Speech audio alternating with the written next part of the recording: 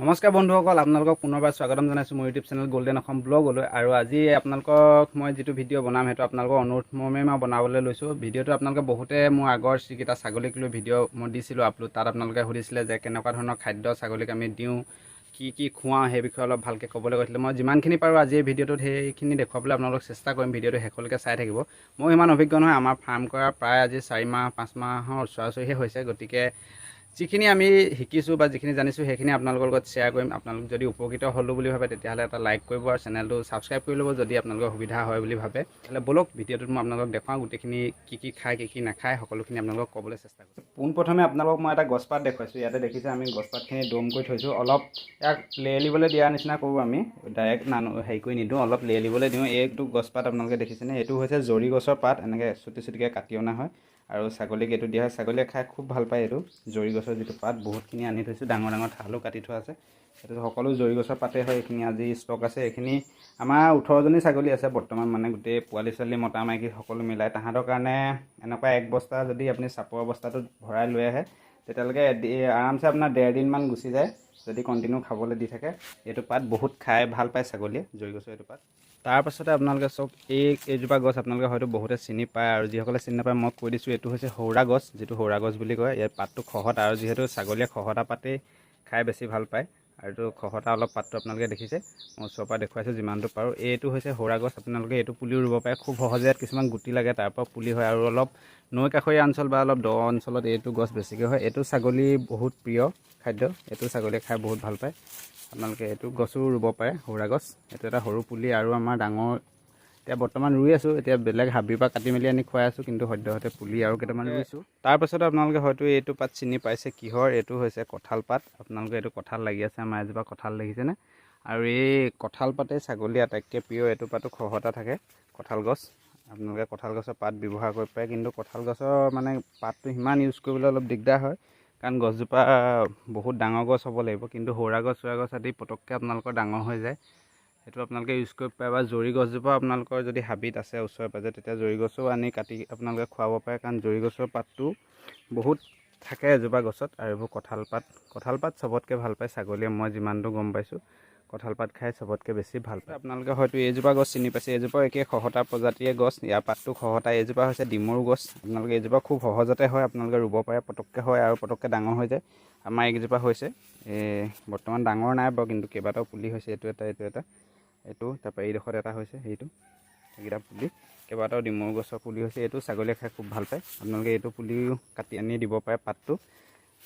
এয়া চাওক, দানা বনাই ৰেডি কৰি থোৱা আছে। ইয়াতে আছে আপোনাৰ সৰু সৰুকৈ কল কাটি থোৱা হৈছে, কলগছ, আৰু লগতে চাপৰ দিয়া হৈছে। চাপৰটো কম পৰিমাণে দিয়া হৈছে আৰু মিহিকৈ কুটি পেলাই বনোৱা হৈছে। আৰু চাপৰটো বেছিকৈ খালে কি হয়, এতিয়া হাগে ছাগলীবিলাকে, সেইটো কাৰণে ইয়াতে দানা বনোৱা হৈছে। গৰুলৈও আমাৰ এনেকৈ দিয়া হয়, ছাগলীলৈও এই সৰু সৰুকৈ মিহিকৈ কাটি বনোৱা হৈছে। আপোনালোকে এবাৰ ভালকৈ চাই লওক।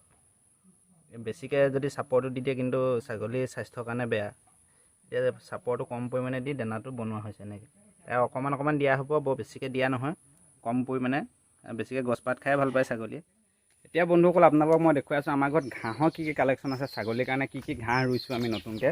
এতিয়া তাৰপৰা অলপ চলপ খুৱাব পৰা হৈছে। আপোনালোকক মই দেখুৱাই আছোঁ কি আছে। ঘাঁহৰ বহুকেইটা প্ৰজাতি আছে, সকলোৰে নামবিলাক মই সিমান ভালকৈও নাজানো। আৰু এইটো হৈছে শ্বৰ্ট নেপিয়াৰ। ইয়াত কেইজোপামান ৰোৱা হৈছে, এইকেইজোপা এতিয়ালৈকে কটা নাই। এইকেইজোপা জাষ্ট মানে এক বংশ বৃদ্ধি হ'বৰ কাৰণে ৰখা হৈছে, পিছত যাতে ক'ৰবাত ৰুব পাৰি। আৰু আছে আপোনালোকক মই দেখুৱাই আছোঁ হাইব্ৰিড যিটো নেপিয়াৰ, সেইটোও আছে। ওখ হৈ যায় বহুত, কুঁহিয়াৰ দালৰ নিচিনা হৈ যায়। ইয়াতে আছে আপোনালোকে চাওক, এইকেইজোপা হৈছে হাইব্ৰিড নেপিয়াৰ, ওখ হৈ গৈছে। ওচৰৰ পৰা দেখাই দিছোঁ চাওক, একদম কুঁহিয়াৰ পাতৰ নিচিনা। এইবিলাকো খহটা, আৰু এইবোৰ তলত চাপৰ যিখিনি আছে এইবোৰ কাটি খুৱাই থকা হৈছে। এইকেইটা আছে, এইকেইটা কাটি আমি খুৱাই আছোঁ অলৰেডি। আৰু আপোনালোকক মই আগলৈ যদি লৈ যাওঁ, আগলৈ লৈ গ'লে ইয়াতো ঘাঁহৰ কালেকশ্যন আছে। চেতিয়া আৰু কি এনেকুৱা কিবা নামৰ গিনি, এনেকুৱা ধৰণৰ কিছুমান প্ৰজাতিৰ ঘাঁহ আছে। এইটো হৈছে একদম ভেলভেট কাপোৰ লিখা, চুলে আপোনালোকে এইটো ফিল কৰিব, একদম কোমল এটা ঘাঁহ। সেইটো চুই বহুত ভাল লাগে, পাতখিলা।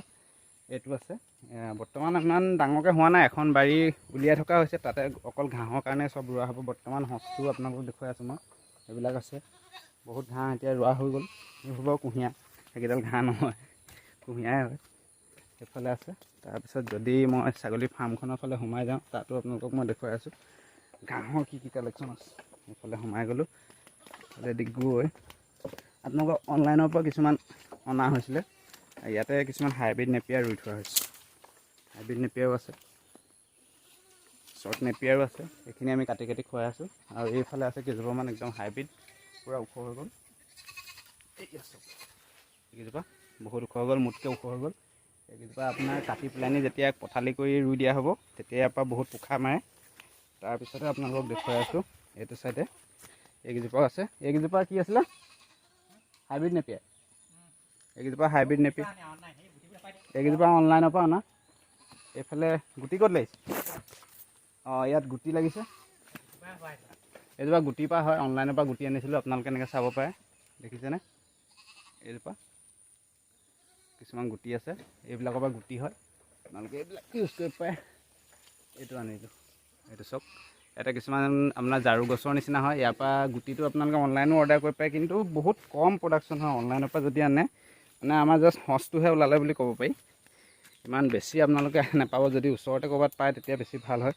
হয়তো কৃষি আমাৰ তাত পাই যাব, এগ্ৰিকালচাৰ অফিচত। আৰু এইখিনি হৈছে চুবাবুল যিটো গছ, আপোনালোকৰ এইটো ইয়াৰ পাতটো ছাগলীয়ে খাই বহুত ভাল পায়।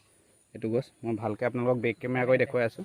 এইকেইজোপা চাওক, এইজোপা হৈছে চুবাবুল, যিজোপা অলপ ডাঙৰ হয় গছটো। আৰু ইয়াৰ পাতটো ছাগলী খায় আৰু ছাগলীৰ স্বাস্থ্যৰ কাৰণেও ভাল, পেটৰ বেমাৰ আদিৰ কাৰণেও ভাল। লগতে আপোনালোকৰ এইফালে চজিনা, এইটো অনলাইনৰ পৰাই আনিছিলোঁ বাৰু আমি। এনেই ডাল ৰুলেও হয় আপুনি ক'ৰবাৰ পৰা, কিন্তু আমি অনলাইনৰ পৰাই আনিছিলোঁ। এইটো চজিনা ইয়াত হৈছে। এইকেইজোপা অলপ দূৰত দূৰত ৰুবগৈ লাগিব। চজিনা পাতটো ছাগলীৰ মানে ভাল পেটৰ কাৰণে, চজিনা যিটো পাত সেইটো। আৰু লগতে আৰু এইবিলাক চুবাবুলৰ সৰু সৰু পুলি হৈছে, চব ৰুব লাগিব লাহেকৈ। এইটো আমি জাষ্ট নতুন, আপোনালোকক কৈছোঁ নতুন, সেইটো কাৰণে অকণমান সময় লাগিব। আৰু এইজোপা হৈছে দীনবন্ধু। এইজোপা অনলাইনৰ পৰা আনিছিলোঁ।